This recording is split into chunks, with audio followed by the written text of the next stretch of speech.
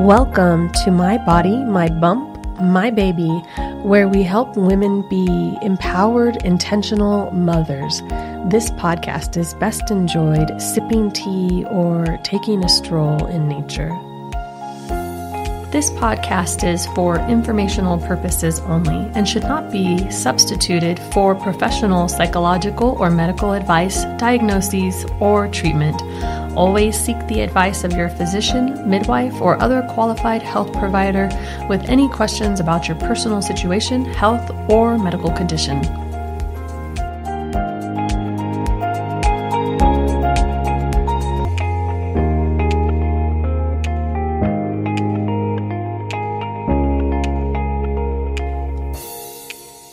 Welcome back to My Body, My Bump, My Baby. Today, I am here with Dr. Lindsay Hollister, the owner of The Organic Cure, where she helps parents raise naturally healthy children. As a naturopathic pediatrician, she works with health-minded parents who are challenging the status quo for pediatric care and helps their kids achieve their full health potential. Dr. Lindsay works out of Colorado Springs, Colorado, but has services available for out-of-state parents or patients and children as well. I personally have worked with Dr. Lindsay when it comes to the health of my own son, and she has been a wonderful resource to help bridge the gap between holistic and allopathic health. Thank you for being here today, Dr. Lindsay. I would love to hear how and why you became a naturopathic doctor. Awesome. Thanks for having me, Hannah. I'm so excited to be here and share this message with other parents. I want to share with everyone what inspired me to go to this field was actually having children of my own. And so I got to experience firsthand the shortcomings of the allopathic approach to medicine, which is your typical pediatrician. And, I had the opportunity to learn a lot of life-altering lessons with each of my three children. They all had very different birth experiences, different growing up experiences, as I'm sure parents out there can relate to. The final straw for me was my third child in particular. She had a congenital diaphragmatic hernia. So she had to have a lot of intervention when she was born. She spent some time in the NICU. She required surgeries. She required a lot of follow-up care for her nutrition. And it was a real struggle. And I tried so hard to put trust in her doctors. Of course, the doctors who saved her life, I was incredibly grateful to. But then in the ongoing care, we just kept running into so many struggles, especially in the GI world. The failure of the system to provide adequate nutrition counseling for her just became really frustrating. And so, moral of the story, I learned the hard way that most doctors don't look at children holistically. And a lot of them give really poor advice. So I found all I could on the internet and eventually realized that the only way I was going to be able to help my children the way they needed was to go and get the medical education myself. And it just so happened that my family was in a position to be able to make that move. So we uprooted our life, and I spent 6 years to become a naturopathic doctor. And now I'm here to be that person, that doctor that I was looking for other families. And so you answer the next question is why pediatrics there for me. So what does the journey to become a naturopathic doctor look like? I know people typically hear about allopathic medical school, 4 years and then 2 to 4 years of residency. So I'd love to hear what that looks like from your education perspective. Awesome. Yeah, it's actually pretty similar except for the residency requirement at the end. So it requires a bachelor's degree undergrad. For most people that know they're going into the medical field, they would have already completed those requirements. Lucky them. I had not. So that was where my extra 2 years came in, is getting those requirements completed. And then it is a 4-year doctorate program, and there's actually only 5 schools in the entire world that do a true naturopathic doctorate. The whole world. Okay, I thought that was the U.S. Wow. Okay. Yeah, the whole world. There's one in Canada and one in Australia, and then the rest are in the U.S. Oh, nice. Because you were in San Diego then. Yes. Doing that, completing that. And so what did you do before you were a doctor? I was an assistant at an engineering company. Very different. Very different. I had my undergrad in business, and that was that. And I, worked a 9-to-5 job and didn't love it. You learned some really great problem solving there, I'm sure, though. Yeah, That's how you approach a lot of what you do now, at least from my experience. Definitely makes me relatable. I remember what it was like, Yeah. To be in those shoes. And so I like to relate with parents. That's awesome. Okay. Thank you for sharing that. I think your story is always so powerful when you share it with others, because you're coming at it from a parental approach, and you have experienced this in many different, in probably one of the deepest ways possible as a parent as well. So what is the difference between allopathic and naturopathic pediatric care? This is a big question that comes up. I think oftentimes what I get is when I say, or I mention naturopathic or naturopathy to someone, they think, oh, that's herbs or herbalism or something like that. So I'd love to hear what the true difference is between the two for our listeners. I'm so glad to share this, because so many people will come into my office and they'll stumble over what to call me, like a homeopathic doctor, holistic doctor. I get called homeopathy is so confusing for people too, because they're like, it's just natural. I'm like, okay, it's confusing. Yeah, there's a lot of titles out there. So just to sort of clear that up, a naturopathic doctor is someone who has done the medical education. So like, for example, the first 2 years that I was in school, it was all the anatomy and physiology and dissecting and practicing phlebotomy and all of those chemistry classes and all of that. And then the last 2 years, where other doctors start focusing all on the pharmaceuticals and the rotations and things like that, we did the clinic rotations and we did learn pharmaceuticals, but we were also learning herbs and homeopathy and hands-on methods as well. So our toolbox is just a little different.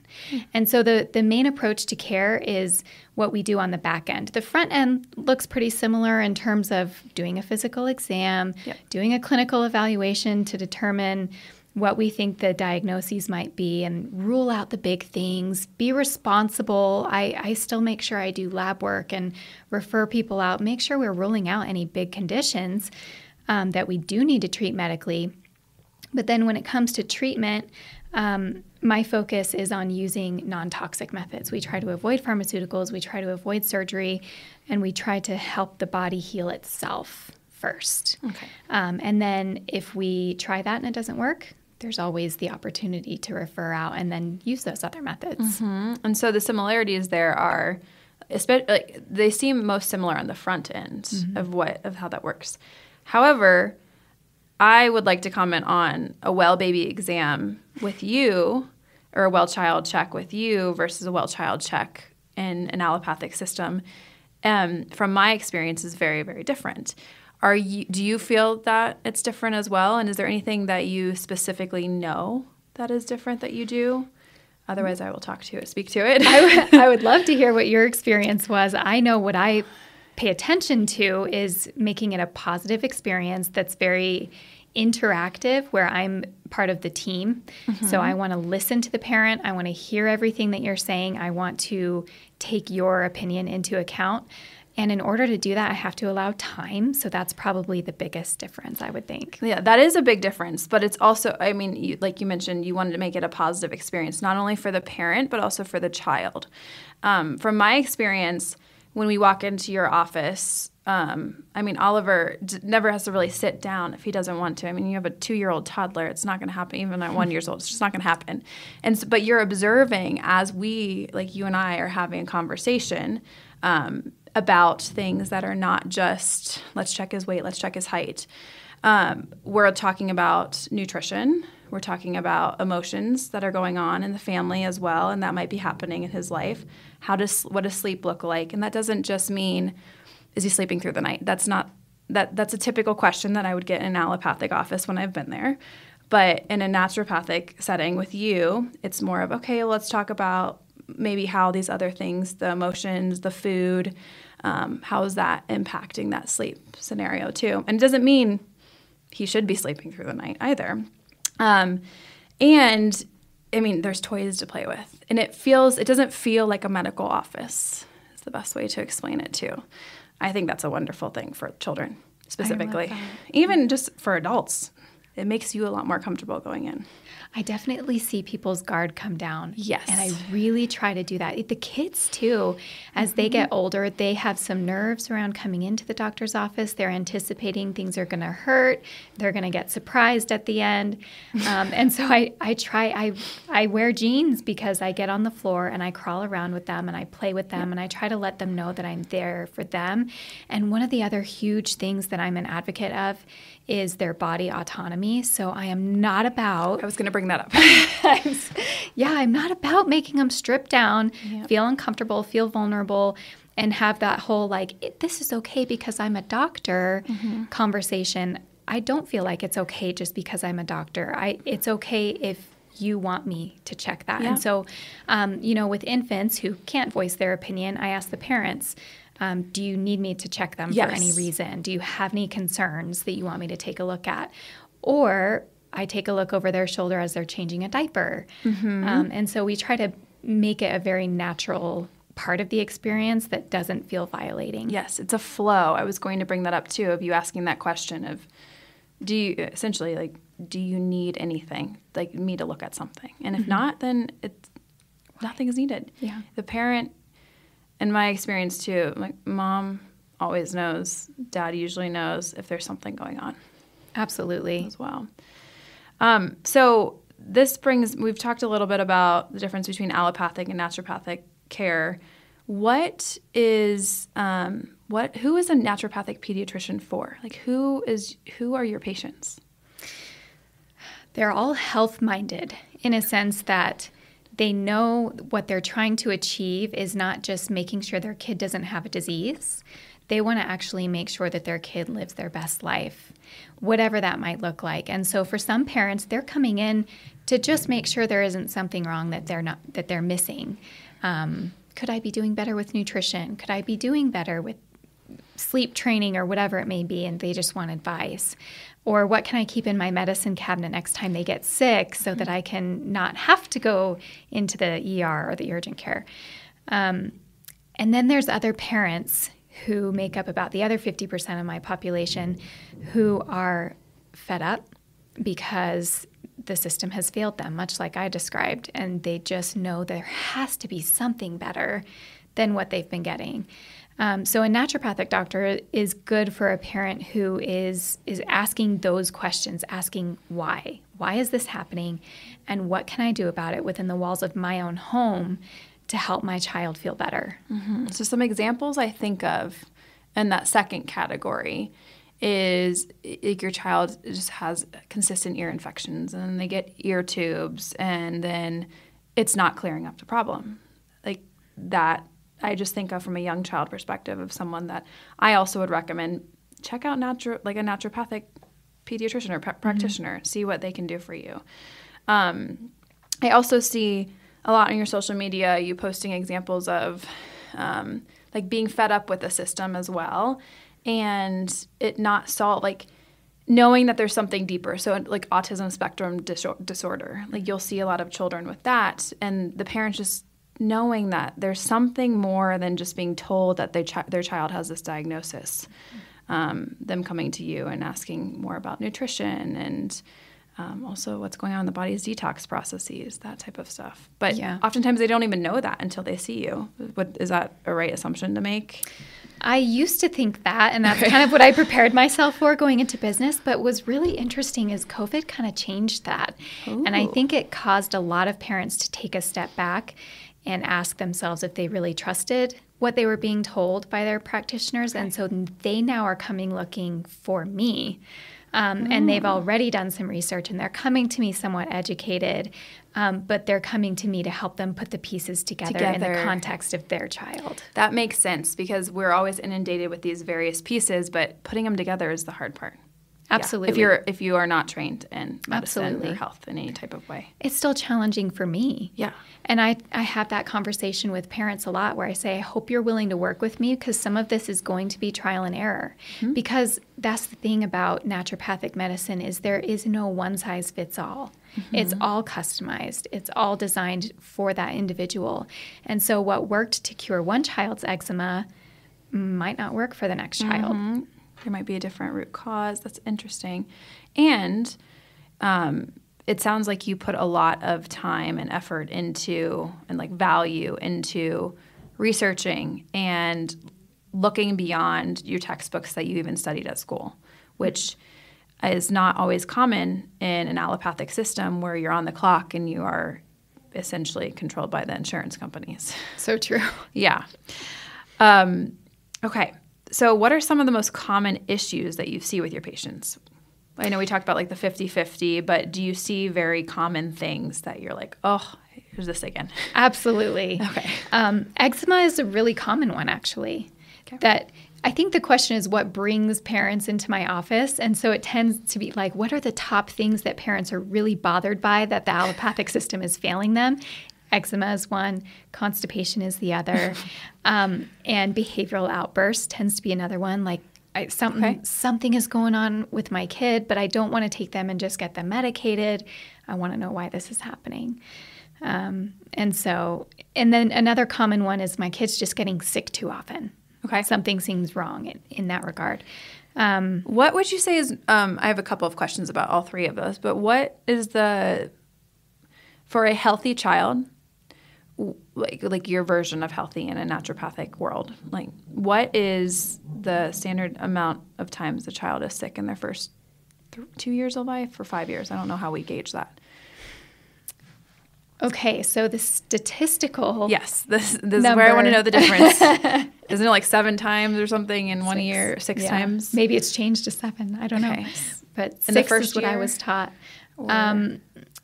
No, that it's less in the first year. Usually it's like 3 times in the first year because you really don't want kids under 3 months having a fever. Yeah. And is that what sick is defined as, a fever? It falls in that category oftentimes, but it honestly depends on what practitioner you're seeing. Yeah. Mm-hmm. Yeah. If it's post-vaccine, they might not consider it a sickness. Okay. Fair. Yeah. Or understandable. Mm-hmm. And so that's statistically. Do you have another viewpoint on that?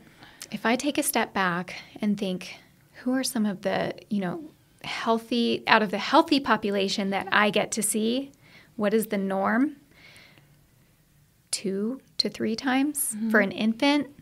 Like under a year? Yeah. Or 2 years? Yeah. Let's say for under a year. Okay. And then on up from there, really still maybe 3 times, 4 times a year. Once they get into school age, I can see that happening. The biggest question isn't as much how often do they get sick, it's what happens when they get sick. How often do they, or how quickly do they bounce back? How resilient are they? Okay. So let's talk about that a little bit deeper. And I'm going to ask about fever specifically. And I know we didn't talk about this ahead of time either, but this comes up so often in my world. And fever has a purpose, correct? Like there's a reason that the body fevers. And so in your practice, how do you approach fevers when a parent lets you know that there's a fever or is concerned about their child fevering? Like what is done and when is it critical versus when is it important to support? I see it in about 3 different phases. Okay. And I have this all listed on my website because this does come up. Yes, I always send that to people. I'm like, here you go. Good. I mean, it was a one and done article because it comes up so often. There's sort of 3 different sections. There's the initial fever where it's like 99 up to 101. I really don't bat an eye at that. Unless they're under 3 months, right? Unless they're under 3 months, and that's really just because we need to rule out urinary tract infection. I recently had a parent literally yesterday come in and tell me that happened with her baby. She took him into the urgent care, and they said, there's no UTI, go home. Oh. And that was that. Okay. So they actually checked for the UTI immediely versus just gave them antibiotics, which is like often happens. Okay. Cool. Yeah. So that's kind of the first part of fever. And then we get to the middle range where if it surpasses 102.5 and goes on up to about 105, believe it or not, which I know is Freaks uncomfortable. People out. Mm-hmm. I've been there. It's uncomfortable. That's when you can actually use natural remedies to start suppressing the fever. Before that, just to clarify, we don't need to suppress it. Mm-hmm. The fever is a reaction that's just telling us the immune system's working. The immune system is heating up the body because it's working so hard. And it's training the body to fight off an infection like this in the future. Totally. So if we give Tylenol or Motrin and suppress the fever, we're stopping the immune system from responding. And so we're interrupting its opportunity to learn how to respond to that antigen in the future. Once the fever is starting to surpass 102.5, because that tends to be so rare and typically associated with an actual infection versus just a virus hanging out, that's when we do want to start supporting the body and make sure it doesn't keep gradually rising. And there's a lot of things we can do with natural support. Like that's when we can use the peppermint oil on the spine. Which is cooling to the body. Yes, exactly. We Cold can do socks. the cooling baths, the cold sock. I mean, I use the cold socks for anything. I know. You always have a bad haven't tried day, it yet. use cold socks. Start doing that myself. Yeah. But yeah, I do tend to tell parents once it gets up to 105, that's probably a good time to use a dose of Motrin, and I recommend Motrin rather than ibuprofen. What about Tylenol? Sorry, I meant to say I think Motrin is ibuprofen Yeah. rather than Tylenol. So why Motrin versus Tylenol? Because Tylenol damages the liver. It depletes glutathione from the liver, and that has been shown to, it's in connection with ADHD. Okay. And the liver is one of the organs that the body uses for detoxification. And so if you're depleting glutathione, your body is is decreasing the ability to detox, not just in that moment, but also in the long term. Yep. Okay. That's exactly right. And then Motrin is more stomach-based. Like it could impact the stomach, like gastrointestinal, but it's safer from the studies. Yeah, exactly. I mean, neither one of them is ideal, but what's going to happen if your child has a fever that high and you go into the hospital is they're going to give one of those things first and foremost, and then they're going to do some testing. And I'm going to link your blog post as well in the show notes. So anyone that wants to see the specific blog post for fevers, it will be in there along with Dr. Lindsay's website, of course. This has been super helpful. I'm sorry I just went off on a tangent on fevers, but that is I love it. Such an important thing, I think, for parents to realize is if you suppress a fever all the time, what happens as the child grows up? Then their immune system isn't as sharp. It's not as resilient. That's really awesome to know. Yeah. Okay, so we've thank you for sharing all this stuff. You talked about eczema and constipation as well. What do you think are some of those causes? Or I know you said it can be caused by, one thing might work for one child and another thing is going to work for another one. But do you see root causes that are very common, like the trends in your practice? There's definitely trends. I think that the art form of naturopathy is finding the root cause, and that takes time and a lot of effort on the parents' part too, to be honest. So some of the root causes that we've gotten to are, oftentimes it looks like gut damage is the root cause. So we're used to hearing now about leaky gut. So it often looks like that's the root cause, but the truth is even deeper than that, because then we ask, well, what's causing the gut to be in that shape? Yeah. Especially when you have a baby, a young child, and there's gut problems. It's really interesting to think about that. Yeah. And so when I go a layer deeper, oftentimes what I'm finding at that point is there's been some sort of damaging exposure. Maybe it's mold. Maybe it's mom was exposed to something or took medications during pregnancy. Maybe there's a lineage of gut damage that has been passed on to this child. So that's just one example. Another cause of eczema is just simply nutrient deficiency, which again, in a lot of ways ties into the gut because it's often because the gut isn't absorbing nutrients the way it should. But sometimes they're just downright malnutrition because they're eating what they want to eat, which is chicken nuggets and goldfish and pizza and quesadillas and, all the bread and cheese. There are alternatives for that you can train your child to think is a normal thing. Yeah, the earlier you start, the better. Yeah. But I won't lie, we have those things in my house, but the thing that I have found is key is the threshold. And it's so fun as we are doing this healing process with kids who are a little bit older and can understand, like, you have to cut out dairy for this amount of time and then you're going to reintroduce it. I get to teach them how to listen to their body and how to recognize what their threshold is, because now they're going to go into their adulthood completely differently from how they would have before. And that's where naturopathy gets the bang for the buck, because now we're talking true preventative medicine, life-altering changes because somebody understands their body. And not only for them, but also for their children, who they can then teach the same thing to, and then going on generation to generation. And then, believe it or not, generation to generation can actually get healthier as opposed to what we're seeing right now, where health is becoming worse and worse. Yeah, I just saw that our age, whatever, the standard age of dying basically decreased. I can't think of the terminology for it right now. Pregnancy brain. Okay, that is really interesting to see. So you see a lot of this connected to nutrition. Absolutely. Being a piece of that.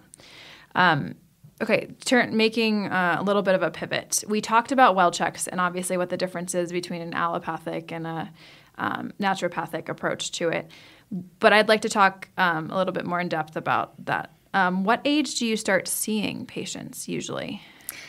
My favorite is to start seeing mom between 30 and 40 weeks of pregnancy. Cool. Okay. Because that is like the ultimate well baby visit. I get to find out everything about the pregnancy history, mom's health. We talk about it a lot. And then I know what I'm getting into when I see that baby postpartum. And so then after that, we do a follow-up usually between 2 and 3 weeks after delivery. And then Perfect. then we do the checkups from there. And it's fun to do well baby visits that way, because then we're also able to catch issues very early on and nip them in the bud and support mom all along the way, and dad as well. I, by the way, love when dad comes to the visit too. And I get to ask both mom and dad how they're doing postpartum and support him as well, because oftentimes the dad gets overlooked. Yeah. They're going through a lot too, and they don't have the high of the oxytocin hormone to help either. Exactly. All right, let's talk. So age, and so you see like all the way from like 2 to 3, well, in utero essentially, and then 2 to 3 weeks old, all the way up. Like how old are your patients?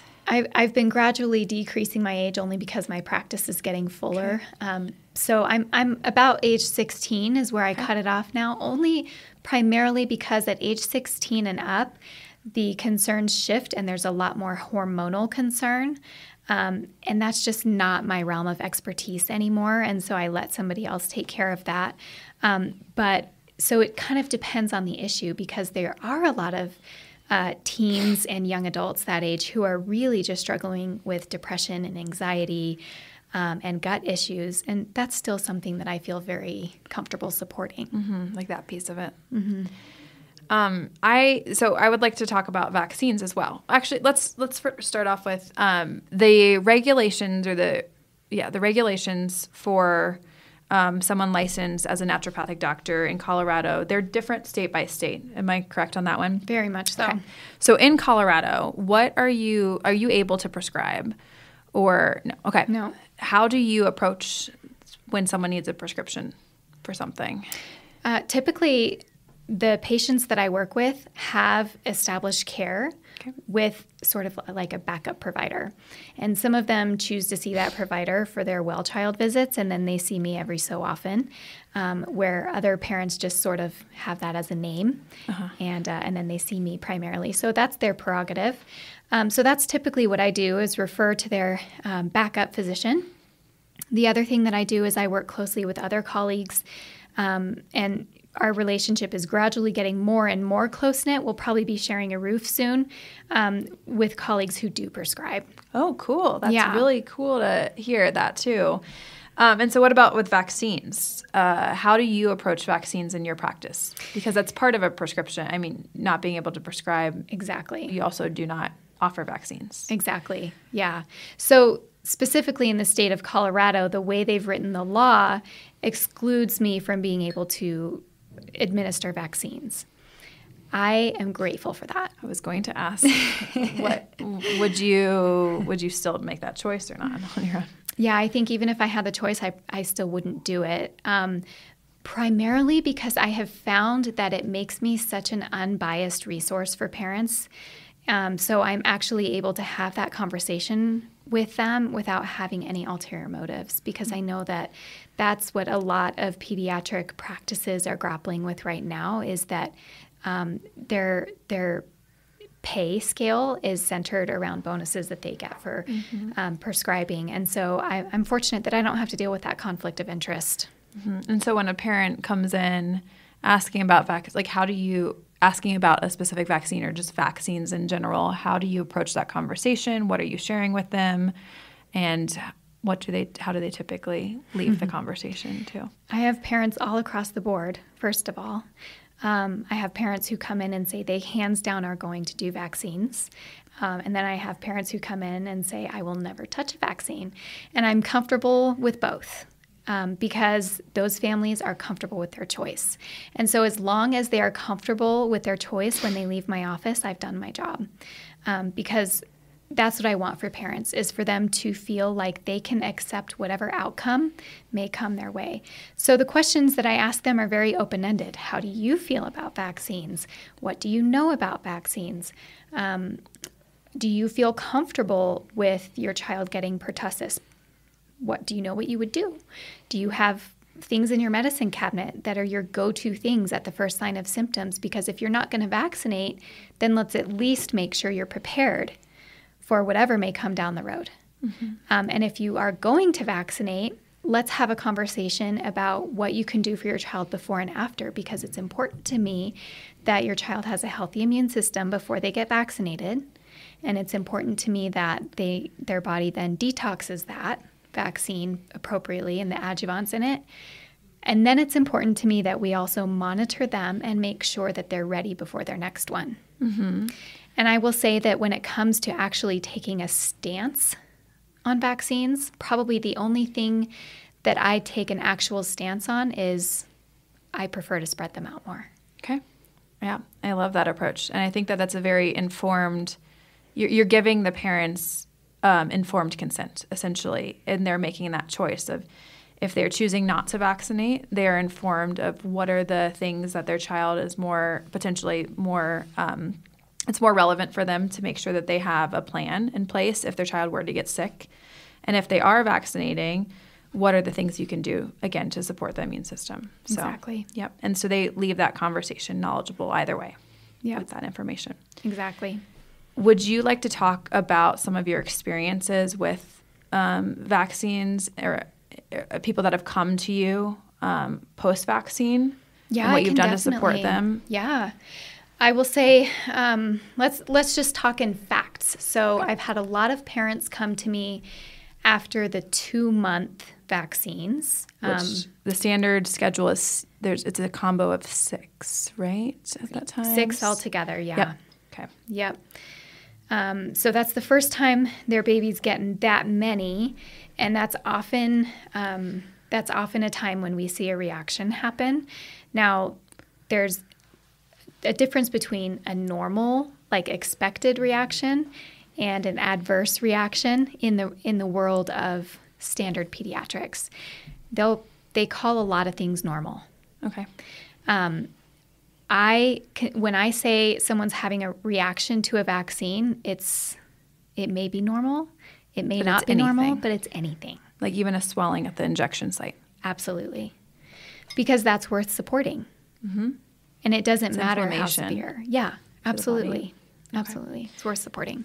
So some of the situations that I've seen are I've seen kids who had never had any issues before suddenly develop digestive issues afterwards. Like now they're reacting to mom's milk. They're seeming to be uncomfortable. They're having either diarrhea or constipation or both.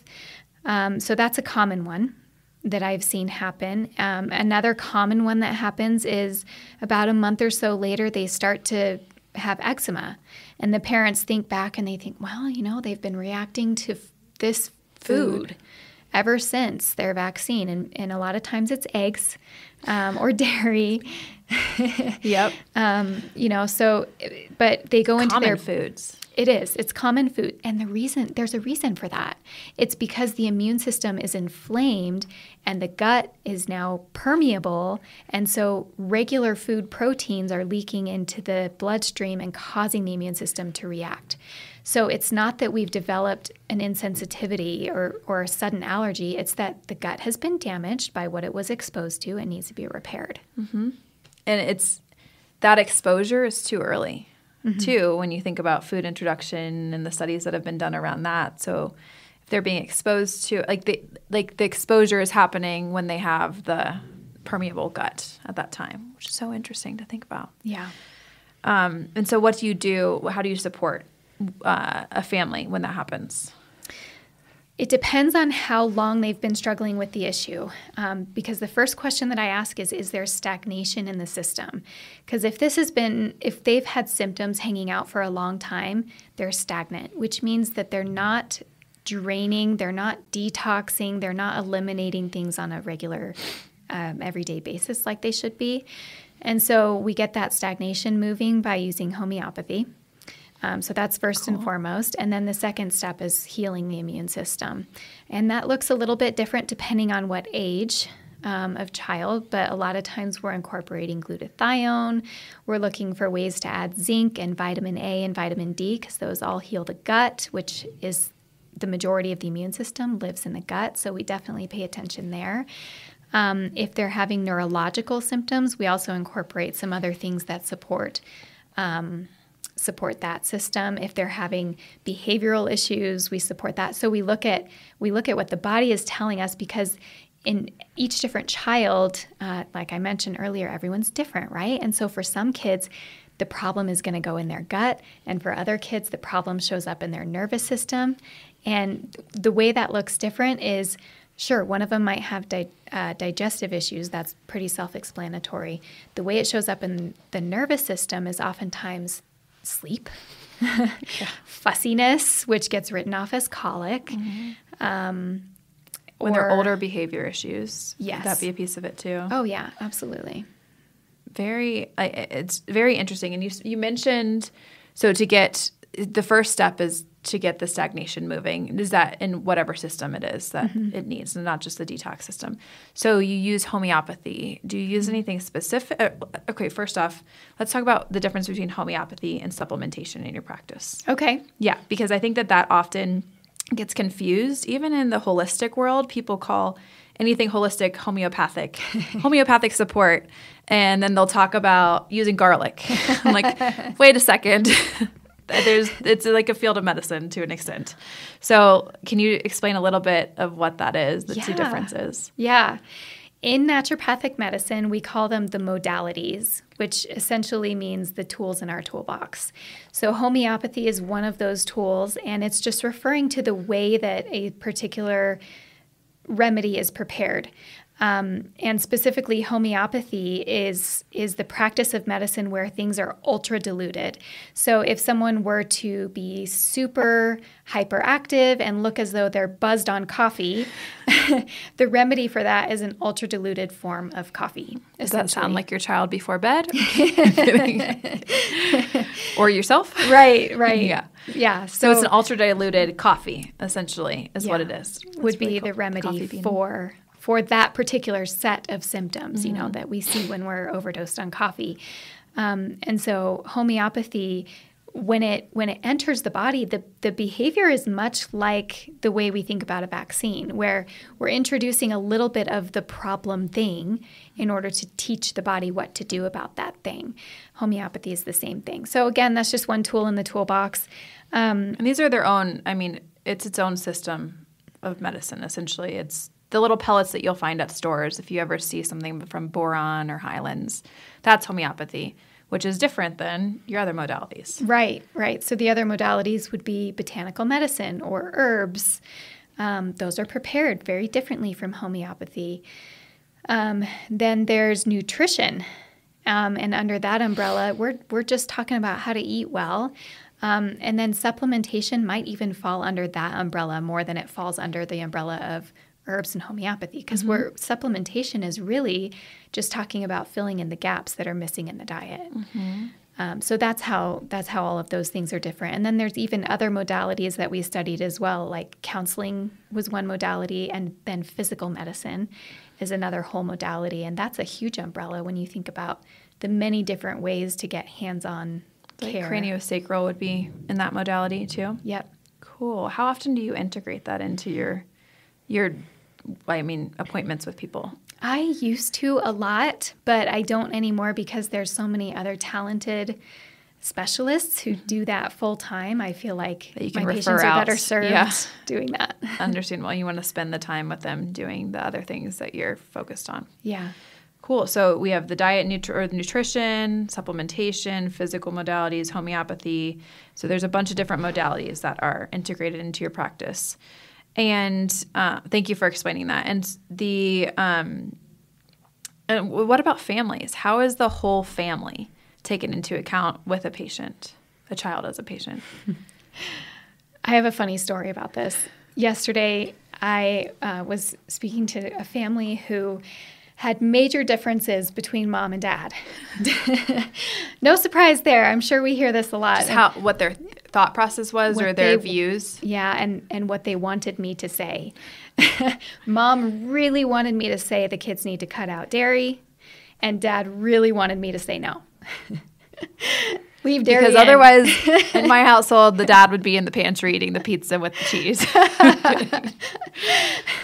But that was a really good illustration of how important it is for me to really do that personalized individual care, because how effective is that going to be if I write a treatment plan and send it home with dad and he hates every bit of it?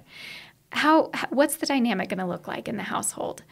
And so to your original question, the family is centric in the healing process, or whomever the child is living with is central to their healing. And so I have to make sure that there's buy-in and also doability of every plan that I give. And so one person is going to have a lot of comfort around a vegan diet, and they want a list of 6 supplements, and they have no problem mixing it into a smoothie. And they will have their kid walk barefoot in the backyard and never give them their tablet. Very different from somebody else who's coming to me and is really only ready for like one remedy and no changes in the diet. And also to that same regard, I don't want to cause financial strain either. And so that's where the family is taken into consideration too, because how effective is the healing process going to be if I give you a list of 30 supplements that cost hundreds of dollars a month? That's not realistic, and that's not going to be a good healing environment for the child. So I really take the family into consideration by asking the question of where they're at, what their goal is, and we revisit that with each visit and make sure the plan I gave them is working for them. And if not, we go back to the drawing board. And so in the story of the 2 parents, very different views, how did you approach that? I told the truth. Dairy needs to go? It actually wasn't. There you go. Yeah, I said, in a lot of cases, dairy is problematic, but I don't have enough evidence of that in your kiddos yet. So that's certainly, if you have that suspicion, it's worth considering. That's important to me. But for me, that didn't come up as a red flag until you mentioned it. So why don't we do this? Why don't you go home and think about maybe taking some things out? Like, can we agree to take out cow's milk and ice cream? Because that's a really, really intense. That's an intense amount. Yeah. As opposed to a slice of cheese on the sandwich, which dad felt like that's not a big deal. And he felt strongly that's not a big deal. It's an organic piece of cheese. Why can't they have that on their sandwich? And so we landed on a compromise there. And then I said, go home, try it out, see how you feel about this, see if you notice a difference, and then let's talk about it next time.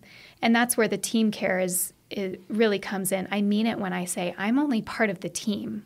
I'm not. You're not the one doing it every day. No. Yeah. I don't have to go home and do it. Yeah. And I also you have to do it with your own know. kids. That's right. I have my own problems. but I'm also not the expert on your child. You are. Mm-hmm. I love that team approach, and it makes it more feasible in the stages of change. If you're given something that doesn't seem like you can do it, it's not going to happen. No. And it's going to cause more harm because stress is more harmful than 90% of the other things out there. Yeah, and it's stress to the parents, and then the stress trickles down to the kids. Oh, they feel it big time. Yeah. So we just shared about how you can make it feasible for the families to make changes in their health for their children. How do you see this connected to the health of the families overall? Like, do you see the changes that you're making in the children, make a difference in the family's health often? That's a great question. I have to reflect on that for a minute and ask myself, because to be honest with you, a lot of times what I'm seeing is that mom is bringing in the kids and she's very focused on getting them better, and she might be neglecting herself. Mm-hmm. I'd see that quite a bit.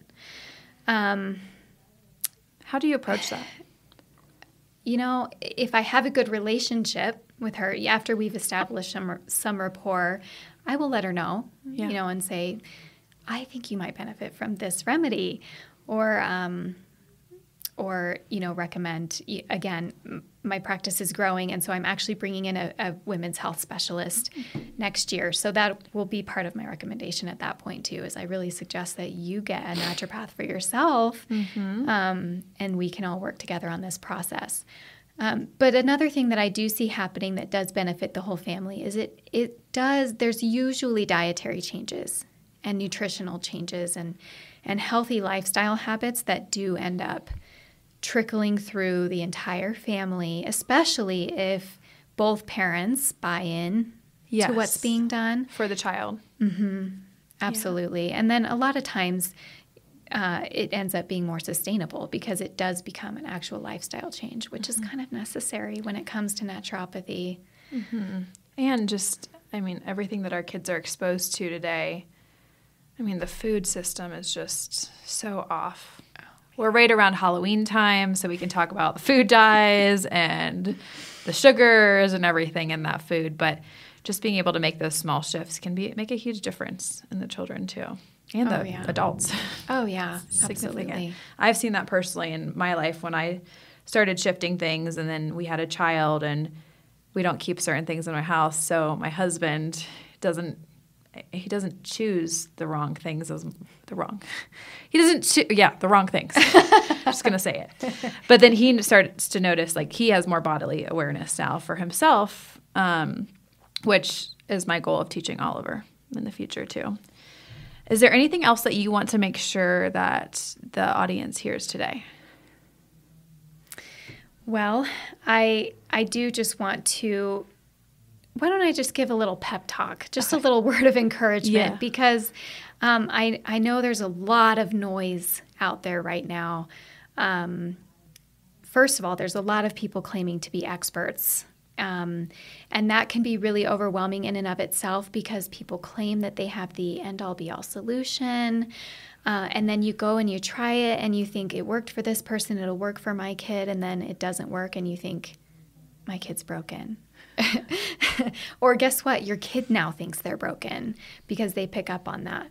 And so I would just say take things with a grain of salt. It's a blessing and a curse that we have so much information at our disposal. And I encourage you to go and do research and read, but pay attention to the resources that you are learning from and make sure that they're reputable. And then when you take that information, go and find yourself someone that you trust, and don't take it all upon yourself 100% to try to put those pieces together, because that shouldn't be expected of you. It's a lot to try to figure out. And so if you're looking for someone in your area who's a naturopath, you can look at naturopathic.org, and there's a place where you can enter your zip code and find the nearest one to you. A lot of us are offering online care now as well, so if that is something that you need because there's not someone locally in your area, I would encourage that. And I will also say that it can be a little bit of a sticker shock, especially when you start to shift to thinking about paying out of pocket for for your care. And that is a huge debate between couples oftentimes. I've seen this play out so many times in a household where dad has a great job and he has healthcare benefits, but mom wants something different, and dad wants us to just really use the healthcare benefits that are already paid for. And so there ends up being that debate there. And that's a really hard one, but I would encourage you to think about ways that you could start to budget for someone who can offer you true care, because it will save money in the long run. It truly will. I like to think about it from my Amazon days. It was always never sacrifice the short-term Band-Aid for a long-term solution. And it's the same thing here. Like the short-term going to the allopathic doctor and getting prescribed a pill for an ill or the tubes in the ears it's not going to solve the long-term of the root cause of the problems. And if you can put the investment in and for the long term, that means that you're not going to be paying this necessarily for 18 years of your child's life. And especially the younger that they are, the easier it is to unravel. Mm-hmm. And you're setting them up. You mentioned this, like the creme de la creme of naturopathy is being able to teach the child bodily awareness. They grow up and they know what their limits are on things and what their boundaries are and what's health for them versus what is not health for them. And then they teach that to generations to come, which I love. Love it. Mm-hmm. Yeah, that is my big long-term vision, is seeing the transformation in the health of this entire rising generation, because I really think that we're poised to make that change. There's enough of us parents out there who are trying to shift that I really believe in the coming generations we could completely reverse this disease cycle that we're in. Yeah, we didn't even get to talk about that at all, but it is true. I mean, we have the ability as parents to make that change. So where can a patient find you? I encourage everyone to head over to my website, theorganiccure.com/offer.